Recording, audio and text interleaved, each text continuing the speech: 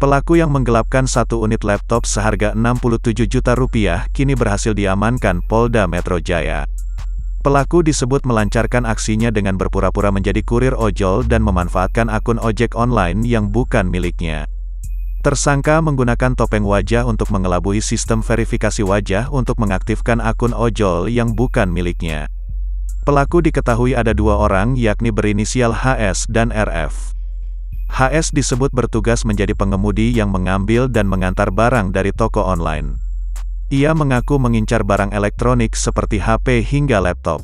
Jika ia mendapatkan sesuai target, maka barang tak diantarkan melainkan akan digelapkan.